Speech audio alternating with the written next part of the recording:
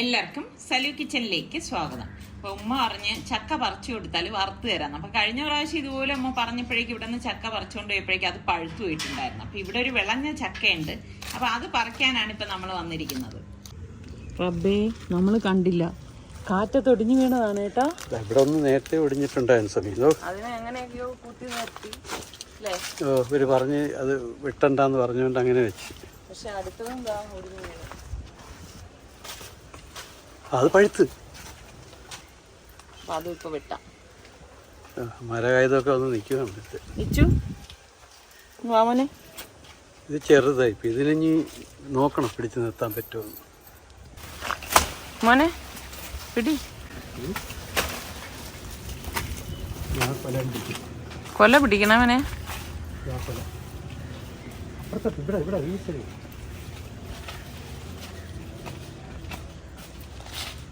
കെട്ടി വെച്ചിട്ടുണ്ടായിരുന്നു നിങ്ങൾക്ക്. കെട്ടി വെച്ചില്ല, കെട്ടിന്റെ അവിടെ എല്ലാം പിടിച്ചില്ല. ഇതിന് വാലി പിടിച്ചു താഴെ പോലെ അവനെ തല്ലിപ്പോവും. ഞാൻ വെട്ടേണ്ട, അവരന്ന് പറഞ്ഞു പഠിപ്പിച്ചാണ് ഇന്ന്. നമ്മളുടെ വ്യൂവേഴ്സിന് താങ്ക്സ് പറയുക, വെട്ടാൻ പഠിപ്പിച്ചല്ലോ. കണ്ട പഴുത്ത പഴം നോക്കട്ടെ, പഴുത്തത് നീ പിടിച്ചോ. കറ മനെ ദേഹത്ത് വീഴല്ലേ. പഴുത്തം കൂടെ കാണത്തക്ക രീതി പിടിക്കണം. നിങ്ങൾ ഇതിനു മുൻപ് കണ്ടിട്ടുണ്ടാവും, നമ്മളുടെ അവസാനത്തെ ചക്കയാണ് ഈ വർഷത്തെ അവസാനത്തെ. അടിയിലത്തെ നോക്കിയതേ, അടിയിൽ അത് നോക്കുമ്പോ ഞാൻ വലുത് ആ 3 നിൽക്കുന്നത് ഈ സൈഡിൽ കണ്ടാ. അല്ല താഴെ.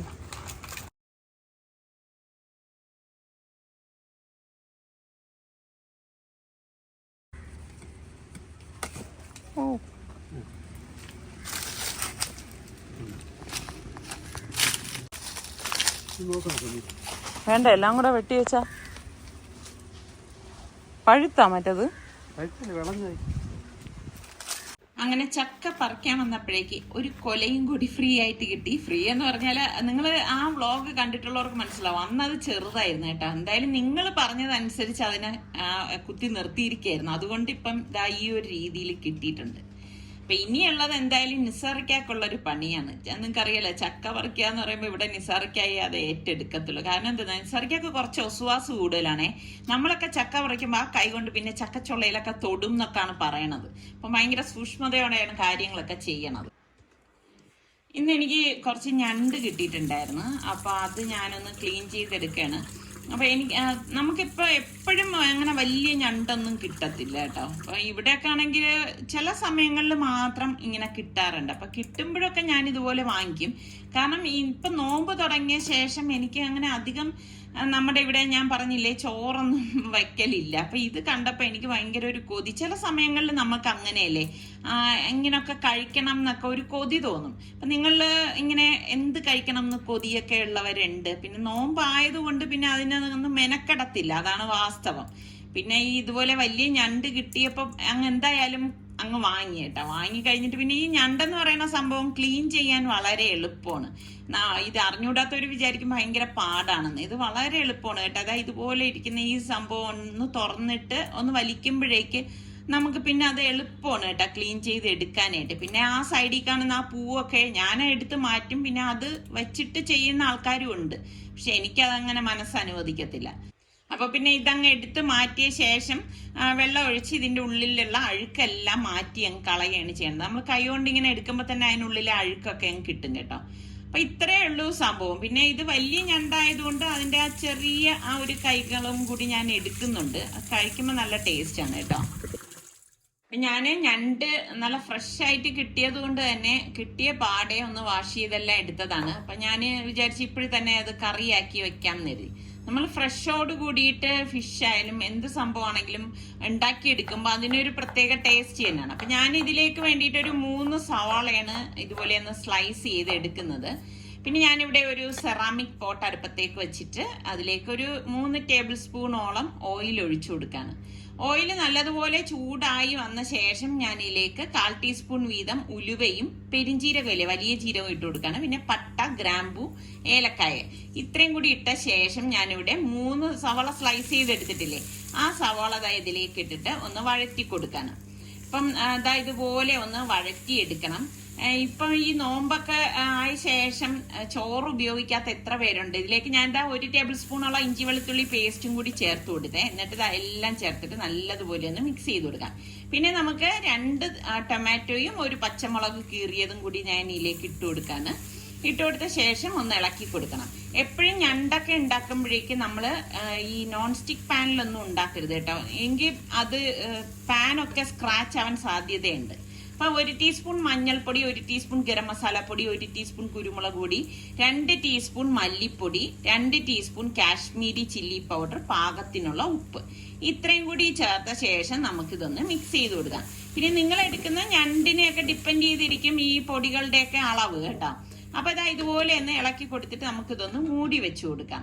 അപ്പൊ മൂടി വയ്ക്കുമ്പോഴേക്ക് പെട്ടെന്ന് അതൊന്ന് വഴണ്ടി കിട്ടും. പിന്നെ ഇത് സെറാമിക് പോട്ട് ആയതുകൊണ്ട് തന്നെ ചൂട് നല്ലതുപോലെ നിൽക്കുകയും ചെയ്യും. അപ്പൊ ഇടയ്ക്ക് അടപ്പ് മാറ്റിയിട്ട് ഇതുപോലെ ഒന്ന് വീണ്ടും ഒന്ന് ഇളക്കി കൊടുക്കാണ്. അപ്പൊ തക്കാളിയൊക്കെ ഒന്ന് വെന്തുടഞ്ഞിട്ടുണ്ട്. ആ സമയത്ത് നമുക്ക് ഈ കഴുകി വൃത്തിയാക്കി ഡ്രെയിൻ ചെയ്ത് വെച്ചിരിക്കുന്ന ഈ ഞണ്ടിന്റെ പീസ് ഇതിലേക്ക് ഇട്ട് കൊടുക്കാം. ഇട്ട് കൊടുത്ത ശേഷം ഈ മസാലയും ചേർത്ത് നല്ലതുപോലെ ഒന്ന് ഇളക്കിയെടുക്കണം. അപ്പൊ ഇതുപോലെ ആ മസാല എല്ലായിടത്തും എത്തത്തക്ക രീതിയിൽ നമ്മൾ ഇതൊന്ന് ഇളക്കി മിക്സ് ചെയ്തെടുക്കണം കേട്ടോ. അപ്പൊ ഇതുപോലെ ഒന്ന് ഇളക്കി കൊടുത്തിട്ടുണ്ട്. നല്ല മണം വരുവാണ് കേട്ടോ. ഞണ്ട് വെന്ത് വരുമ്പോ തന്നെ നല്ല മണമാണ്. വീണ്ടും ഞാനൊന്ന് മൂടി വെച്ചു കൊടുക്കാണ്. ഒരു 10 മിനിറ്റ് ആകുമ്പോഴേക്ക് ഞാനൊന്ന് അടപ്പ് മാറ്റിയിട്ട് വീണ്ടും ഒന്ന് ഇളക്കി കൊടുക്കാണ്. അപ്പൊ ഇതിനിടയിൽ ഞാൻ അടപ്പ് തുറന്നൊന്ന് ഇതുപോലെ ഒന്ന് ഇളക്കി കൊടുത്തിട്ടുണ്ടായിരുന്നു. ആ സമയത്തൊന്നും ഞാൻ ഇതിലേക്ക് വെള്ളം ചേർക്കാൻ ഒന്നും ചെയ്തിട്ടില്ല കേട്ടോ. എന്നിട്ട് ഞാൻ ഇവിടെ കുറച്ചധികം കറിവേപ്പില തന്നെ ഇട്ട് കൊടുക്കാണ് കേട്ടോ. ഇതിലേക്ക് ഇട്ട് കൊടുത്ത ശേഷം നമുക്കിത് വീണ്ടും ഒന്ന് മിക്സ് ചെയ്ത് കൊടുക്കാം. അപ്പൊ ആ കറിവേപ്പിലയൊക്കെ ചേരുമ്പോഴാണ് നല്ല മണം വരുന്നത് കേട്ടോ. അപ്പൊ ഞണ്ടൊക്കെ കഴിക്കാൻ ഇഷ്ടമുള്ള എത്ര പേരുണ്ട്. ചിലർക്ക് തീരെ ഇഷ്ടം ഉണ്ടാകത്തില്ല കേട്ടോ. പക്ഷെ എനിക്ക് ഭയങ്കര ഇഷ്ടമാണ്. അപ്പൊ ഇത് കണ്ടോ കറക്റ്റ് പരുവത്തിനായി വരുന്നുണ്ട്. ഈ സമയത്ത് നമുക്ക് ഇതിലേക്ക് 1/2 കപ്പ് തിളച്ച വെള്ളമാണ് ഒഴിച്ചു കൊടുക്കുന്നത് കേട്ടോ. തിളച്ച വെള്ളം തന്നെ ഒഴിച്ചു കൊടുക്കാൻ പ്രത്യേകം ശ്രദ്ധിച്ചേക്കണേ. നമ്മൾ കറികളൊക്കെ ഉണ്ടാക്കുമ്പോൾ ഇതുപോലെ വെള്ളം ചേർക്കേണ്ട സമയങ്ങളിൽ തിളച്ച വെള്ളം ഒഴിച്ച് തന്നെ ഇടുകണം. എങ്കിൽ മാത്രമേ ടേസ്റ്റ് ഉണ്ടാവത്തുള്ളൂ. അല്ലാതെ നമ്മൾ പച്ചവെള്ളം കറികളിലേക്ക് ചേർക്കരുത് കേട്ടോ. എന്നിട്ട് നമുക്കിനി ഇതൊന്ന് മൂടി വെച്ച് ഒരു 5 മിനിറ്റ് മതി. തിളച്ച വെള്ളം ആയതുകൊണ്ട് തന്നെ പെട്ടെന്ന് ഇത് തിള വന്നോളും. അപ്പൊ നമ്മുടെ മസാലയൊക്കെ കറക്റ്റ് പരുവായിരിക്കണം. ശരിക്കും ഇവിടെ നിൽക്കാൻ നിവർത്തിയില്ല കേട്ടോ. അത്ര മണമാണ് വരുന്നത്. അപ്പൊ നമ്മളുടെ ഞണ്ട് കറി ഇവിടെ റെഡി ആയിട്ടുണ്ട്. അപ്പൊ ഇത്രയും ചാറ് മാത്രം മതി കേട്ടോ. അപ്പൊ ഞാനിത് നോമ്പ് തുറന്ന് നിസ്കാരമൊക്കെ കഴിഞ്ഞ ശേഷം മാത്രമേ കഴിക്കത്തുള്ളൂ. അപ്പൊ ഞാൻ ഒഴിച്ചു കറിക്ക് വേണ്ടിയിട്ട് മറ്റൊരു സെറാമിക്കിന്റെ പോട്ടാണ് അടുപ്പത്തേക്ക് വെച്ചിട്ട് 2 ടേബിൾ സ്പൂൺ ഓയിൽ ഒഴിച്ചു കൊടുത്തിട്ട് ഓയിൽ ചൂടാകുമ്പോഴേക്ക് കടുകിട്ട് പൊട്ടിച്ചു കൊടുക്കാണ്. പിന്നെ നമുക്ക് വറ്റൽമുളക് വേണം. പിന്നെ ഒരു 2 വെളുത്തുള്ളി ചെറുതായിട്ട് അരിഞ്ഞത്, ഒരു ചെറിയ പീസ് ഇഞ്ചി, ഒരു 5-6 ചുവന്നുള്ളിയും കൂടി ചെറുതായിട്ട് അരിഞ്ഞാണ്. കൊച്ചു ചുവന്നുള്ളിയായിരുന്നു കേട്ടോ. എന്നിട്ട് ഇതുപോലെ അതൊന്ന് മൂപ്പിച്ചു കൊടുക്കാം. അപ്പം ഞണ്ട് കുറച്ചിങ്ങനെ ഗ്രേവി ഇല്ലാതെയല്ലേ ഉണ്ടാക്കിയത്. അതുകൊണ്ടാണ് പിന്നെ കറി ഉണ്ടാക്കാൻ കരുതി. പിന്നെ ഇടയ്ക്ക് അടപ്പ് തുറന്ന് കുറച്ച് കറിവേപ്പിലയും കൂടി ഞാൻ ഇതിലേക്ക് ഇട്ട് കൊടുക്കാണ്. അപ്പൊ ഞാൻ നോക്കിയപ്പോ എന്റെ കയ്യില് മറ്റ് വെജിറ്റബിൾസ് ഒന്നും ഉണ്ടായിരുന്നില്ല കേട്ടോ. അപ്പൊ ഒരു പുതുമയാർന്ന രീതിയിൽ ഞാൻ ഉണ്ടാക്കുന്ന ഒരു കറിയാണ്. ക്യാപ്സിക്കം ആണ് ഇരുന്നത്. അപ്പൊ ക്യാപ്സിക്കം കട്ട് ചെയ്ത് ഞാൻ ഇതിലേക്ക് ഇട്ട് കൊടുക്കാണ്. ക്യാപ്സിക്കം ആവുമ്പോ പിന്നെ ഒരുപാട് വെന്ത് പോകേണ്ട ആവശ്യമൊന്നുമില്ല കേട്ടോ. അപ്പൊ ഇതുപോലെ ഒന്ന് ഇളക്കി കൊടുത്താൽ മാത്രം മതി. എന്നിട്ട് ഞാൻ ഒരു 2 മിനിറ്റ് ഇതൊന്ന് മൂടി വെച്ചു കൊടുക്കാണ്. മൂടി വെച്ച് കൊടുത്ത ശേഷം 2 മിനിറ്റിന് ശേഷം അടപ്പൊന്ന് മാറ്റിയിട്ട് വീണ്ടും ഒന്ന് ഇളക്കി കൊടുക്കാം. ഇളക്കി കൊടുത്തിട്ട് ഞാൻ ഇതിലേക്ക് 1 ടീസ്പൂൺ മഞ്ഞൾപ്പൊടിയും 1 ടീസ്പൂൺ ചെറിയ ജീരകത്തിന്റെ പൊടി, 1/2 ടീസ്പൂൺ വറുത്ത് പൊടിച്ച ഉലുവാപ്പൊടി, പാകത്തിനുള്ള ഉപ്പ് ഇത്രയും കൂടി ചേർത്തിട്ട് ഇതൊന്ന് മിക്സ് ചെയ്ത് കൊടുക്കാണ്. അപ്പൊ ഇനിയിപ്പോ അധികം നേരമൊന്നും വേണ്ട. അപ്പൊ ഞാൻ ഇനിയിപ്പോ ഗ്യാസ് ഓഫ് ചെയ്ത ശേഷം ഇതിനിടയിൽ ഞാൻ തൈര് ഉടച്ചെടുത്ത് വെച്ചിട്ടുണ്ടായിരുന്നു. ഒന്നും കൂടി അതൊന്ന് ഉടച്ചിട്ട് നമുക്ക് ഇതിലേക്ക് ഒഴിച്ചു കൊടുക്കാം. അപ്പൊ ഇതുപോലെ ഇടയ്ക്കൊക്കെ ഇങ്ങനെ കൊതി വരും കേട്ടോ, ഇന്നത് കഴിക്കണം എന്നൊക്കെ. ഇന്ന് അങ്ങനെ ഭയങ്കരമായിട്ട് കൊതി വന്ന് ചോറ് കഴിക്കണം എന്ന്. അപ്പൊ കൊതി വന്നു കഴിഞ്ഞാൽ പിന്നെ എന്ത് ചെയ്യും, ഉണ്ടാക്കി വെച്ചിട്ട് തന്നെ കാര്യം എന്ന് വിചാരിച്ചാണ് ഉണ്ടാക്കാൻ നിന്നത്. അപ്പൊ നിങ്ങൾക്കും ഒക്കെ ഇതുപോലെ എന്തെങ്കിലുമൊക്കെ കഴിക്കാൻ കൊതിയുള്ളവരൊക്കെ ഉണ്ടാവോ?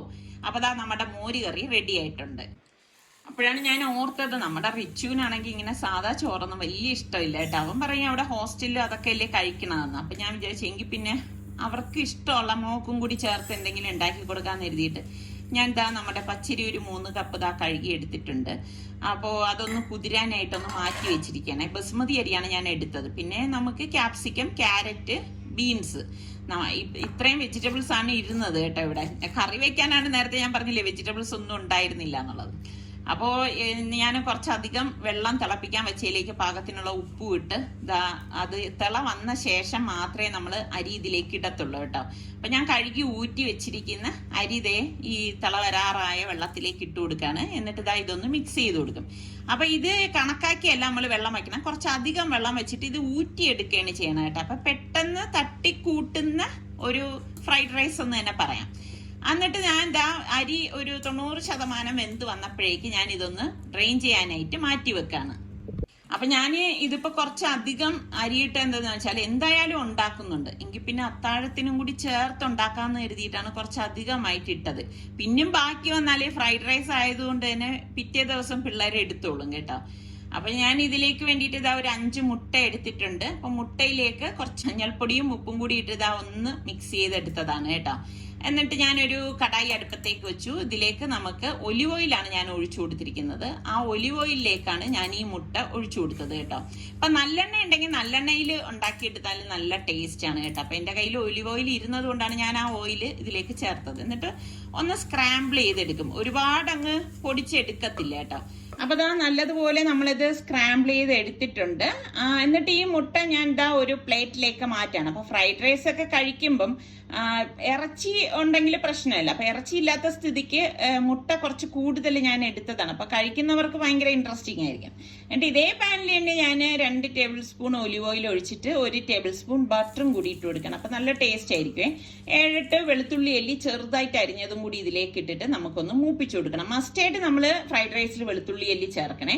പിന്നെ ഞാനിവിടെ ബീൻസ്, സവാള, ക്യാപ്സിക്കം, ക്യാരറ്റ് ഇത്ര എടുത്തിട്ടുണ്ട്. ഇത് ഇത്രയും ചെറുതായിട്ടാണ് അരിഞ്ഞെടുത്തിരിക്കുന്നത്. അപ്പൊ ഞാൻ ആദ്യം ഇതിലേക്ക് നമ്മളുടെ ചെറുതായിട്ട് അരിഞ്ഞ സവാളയെ ചേർത്തിട്ട് ഒന്ന് വഴറ്റി കൊടുക്കാണ്. ഒരുപാട് അങ്ങ് മൂക്കേണ്ട ആവശ്യമൊന്നുമില്ല. ജസ്റ്റ് ഒന്ന് വഴണ്ട ശേഷം നമുക്ക് ബീൻസ് ചേർത്ത് കൊടുക്കാം. കാരണം ബീൻസിന് കുറച്ച് വേഗമുള്ളതല്ലേ. അതൊന്ന് വഴറ്റിയിട്ട് ഈ ക്യാപ്സിക്കവും ക്യാരറ്റും കൂടി ഞാൻ ഇതിലേക്ക് ഇട്ടിട്ട് ഒന്ന് ഫ്ലെയിം കൂട്ടി വെച്ചിട്ട് ഒന്ന് ഇളക്കി കൊടുക്കാണ്.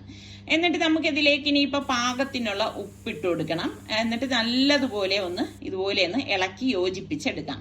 അതിനുശേഷം നമ്മൾ വേഗിച്ച് ഊറ്റി വെച്ചിരിക്കുന്ന റൈസ് ഇല്ലേ, അത് ഞാൻ ഇതിലേക്ക് ഇട്ടിട്ട് നല്ലതുപോലെ ഒന്ന് മിക്സ് ചെയ്ത് കൊടുക്കാണ്. അപ്പൊ ഇതുപോലെ നല്ലതുപോലെ ഒന്ന് യോജിപ്പിച്ചെടുത്ത ശേഷം ഞാൻ ഇതിലേക്ക് 1 ടേബിൾ സ്പൂൺ സോയാ സോസും കൂടി ഒഴിച്ചു കൊടുക്കാണ് കേട്ടോ. സോയാ സോസ് നിങ്ങൾക്ക് ഇഷ്ടമാണെങ്കിൽ മാത്രം ചേർത്ത് കൊടുത്താൽ മതി. പിന്നെ 1 ടേബിൾ സ്പൂൺ വിനാഗിരിയും കൂടി നമുക്ക് ഒഴിച്ചു കൊടുക്കാം. പക്ഷെ ഇതൊക്കെ ചേർക്കുമ്പോഴാണ് നല്ല ടേസ്റ്റ് കിട്ടുന്നത് കേട്ടോ. പിന്നെ 1 ടേബിൾ സ്പൂൺ കുരുമുളക് പൊടിച്ചതും കൂടി ഇട്ട ശേഷം ഇതിലേക്ക് ഞാൻ 1.5 ടേബിൾ സ്പൂൺ പഞ്ചസാര കൂടി ചേർത്ത് കൊടുക്കും. ഇതൊക്കെ ചേർക്കുമ്പോഴാണ് ഫ്രൈഡ് റൈസിന് നല്ല ഒരു ടേസ്റ്റ് കിട്ടുന്നത്. എന്നിട്ട് നമുക്ക് ഇതുപോലെ ഒന്ന് ഇളക്കി മിക്സ് ചെയ്ത് കൊടുക്കണം. മിക്സ് ചെയ്ത് കൊടുത്ത ശേഷം നമുക്ക് ഇനി ഇതിലേക്ക് ഫ്രൈ ചെയ്ത് വെച്ചിരിക്കുന്ന മുട്ട ഉണ്ടല്ലോ, സ്ക്രാമ്പിൾ ചെയ്ത മുട്ടയും പിന്നെ കുറച്ച് ക്യാപ്സിക്കം ചെറുതായിട്ട് അരിഞ്ഞതും കൂടി ഇട്ട് കൊടുത്തിട്ട് ഞാനൊരു 2 മിനിറ്റ് ഇതുപോലെ ഒന്ന് ഇളക്കി കൊടുക്കും. ഇളക്കി കൊടുത്തിട്ട് ഒന്ന് മൂടി വെച്ച് കൊടുക്കുമ്പോഴേക്ക് നമ്മളുടെ ഫ്രൈഡ് റൈസ് റെഡി ആയിട്ടുണ്ട്. അപ്പം ഞാൻ ഇന്നിപ്പോൾ ഉണ്ടാക്കിയതിൽ ഏത് വിഭവമാണ് നിങ്ങൾക്ക് ഇഷ്ടപ്പെട്ടതെന്ന് കൂടി പറയണം കേട്ടോ. പിന്നെ നോമ്പ് തുറക്കാറായപ്പോഴേക്ക് ഞാനും മോളും കൂടി നോമ്പ് തുറക്കാണ്. കാരണം നിസാറിക്കായും നമ്മുടെ റിസ്വാനും പള്ളിയിലാണ് നോമ്പ് തുറക്കാനായിട്ട് പോയിരിക്കുന്നത്. അവരിനി നിസ്കാരം കഴിഞ്ഞിട്ടേ വരത്തുള്ളൂ. അപ്പൊ അടുത്ത് നമ്മൾക്ക് നല്ല നോമ്പ് തുറ വിഭവങ്ങളായി കാണാം. അതുവരേക്കും എല്ലാവർക്കും ബൈ ബൈ.